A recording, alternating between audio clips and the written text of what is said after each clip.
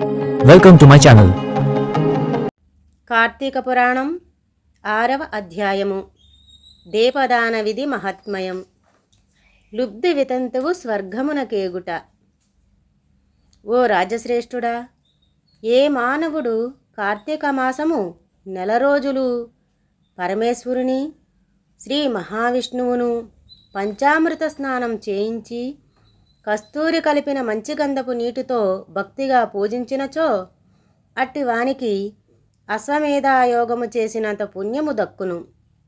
అటులనే ఏ మానవుడు కార్తీక మాసమంతయు దేవాలయమునందు దీపారాధన చేయునో వానికి కైవల్యము ప్రాప్తించును. దీపదానం చేయుట ఎటులననగా పైడి ప్రత్తి తానే స్వయముగా తీసి శుభ్రపరిచి వత్తులు చేయవలెను. వరిపిండితో గాని గోధుమ పిండితో గాని ప్రమిది వలె చేసి ఒత్తులు వేసి ఆవు నెయ్యి వేసి దీపం వెలిగించి ఆ ప్రమిదను బ్రాహ్మణునికి దానమియ్యవలెను. శక్తి కొలది దక్షిణ కూడా ఇవ్వవలెను. ఈ ప్రకారముగా కార్తీక మాసమందు ప్రతిదినము చేసి ఆఖరి రోజున వెండితో ప్రమిదను చేయించి బంగారముతో వత్తిని చేయించి ఆవు నెయ్యి నిండుగా పోసి ముందు చేసిన ప్రకారముగా గోధుమ పిండితో ప్రమిదను చేసి ఆవు నెయ్యి పోసి దీపం వెలిగించి ఈ నెల రోజులు దానము చేసిన బ్రాహ్మణునికే ఇది కూడా దానమిచ్చిన ఎడల సకలైశ్వర్యములు కలుగుటియేగాక మోక్షప్రాప్తి కలుగును. దీపదానం చేయువారు ఇట్లు పఠింపవలెను. సర్వజ్ఞానప్రదం దివ్యం సర్వసంపత్సుకవహం దీపదానం ప్రదా స్వామి శాంతిరస్తు సదా మమ అని స్తోత్రం చేసి దీపదానం చేయవలెను. దీని అర్థమేమనగా అన్ని విధముల జ్ఞానం కలుగజేయనదియు సకల సంపదలు నిచ్చునదియగుయు దీపదానము చేయుచున్నాను, నాకు శాంతి కలుగుగాక అని అర్థము. ఈ విధముగా దీపదానము చేసిన తరువాత బ్రాహ్మణ సమారాధన చేయవలెను. శక్తి లేని ఎడల 10 మంది బ్రాహ్మణులకైనను భోజనమిడి దక్షిణ తాంబూలములు నివ్వవలెను. ఈ విధంగా పురుషులు గాని స్త్రీలు గాని ఏ ఒక్కరు చేసినను సిరి సంపదలు విద్యాభివృద్ధి ఆయుర్వృద్ధి కలిగి సుఖింతురు.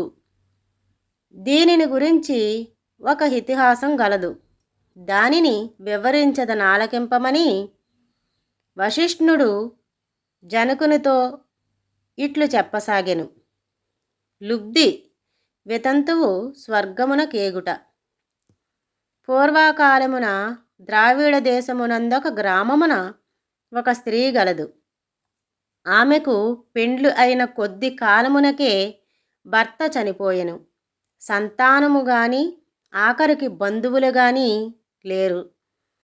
అందుచే ఆమె ఇతరుల ఇండ్లలో దాసీగా పనిచేయుచు అక్కడనే భుజించుచు ఒకవేళ వారి సంతోషము కొలది ఏమైనా వస్తువులిచ్చిన ఎడల ఆ వస్తువులను ఇతరులకు హెచ్చు ధరలకు అమ్ముకొనుచు ఆ విధముగా తన వద్ద పోగైన సొమ్మును వడ్డీలకు ఇచ్చి మరింత డబ్బును కూడబెట్టుకొనుచు దొంగలు దొంగలించి కూడా తీసుకువచ్చిన వస్తువులను తక్కువ ధరలకు కొని ఇతరులకు ఎక్కువ ధరలకు అమ్ముకొనుచు సొమ్ము కూడబెట్టుచుండెను.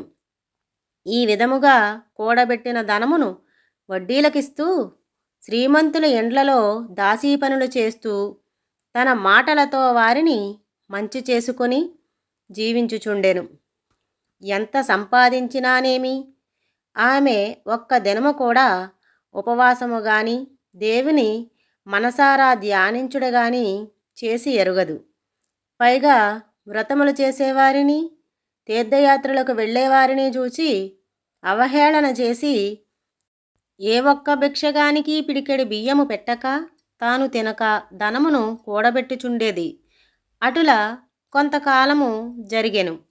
ఒక రోజున ఒక బ్రాహ్మణుడు శ్రీరంగములోనికి శ్రీరంగనాయకులను సేవించుటకు బయలుదేరి మార్గమధ్యమున ఈ స్త్రీ ఉన్న గ్రామమునకు వచ్చి ఆ దినమున అక్కడొక సత్రములో మజిలీ చేసెను.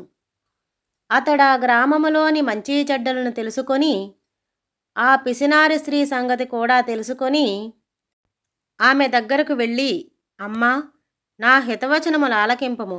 నీకు కోపము వచ్చినా సరే నేను చెప్పుచున్న మాటలను ఆలకింపము. మన శరీరములు శాశ్వతము కావు, నీటి బుడగల వంటివి. ఏ క్షణములో మృత్యువు మనలను తీసుకొని పోవునో ఎవ్వరూ చెప్పలేరు. పంచభూతములు సప్తధాతువులతో నిర్మించబడిన ఈ శరీరములోని ప్రాణము జీవము పోగానే చర్మము మాంసము కుళ్ళి దుర్వాసన కొట్టి అసహ్యముగా తయారగును. అటువంటి ఈ శరీరాన్ని నీవు నిత్యమని భ్రమించుచున్నావు. ఇది అజ్ఞానముతో కూడిన దురాలోచన. తల్లి, నీవు బాగా ఆలోచించుకొనుము. అగ్నిని చూచి మిడత దానిని తిందామని భ్రమించి దగ్గరకు వెళ్ళి భస్మమగుచున్నది. అటులనే మానవుడు కూడా ఈ తనువు శాశ్వతమని నమ్మి అంధకారములో బడి నశించుచున్నాడు. కావున నా మాటలు ఆలకించి నీవు తినక ఇతరులకు పెట్టక అన్యాయముగా అర్జించిన ధనము ఇప్పుడైనా పేదలకు దానధర్మములు చేసి పుణ్యమును సంపాదించుకొనుము. ప్రతిదినము శ్రీమన్నారాయణుని స్మరించి వ్రతాధికములు చేసి మోక్షము నొందుము.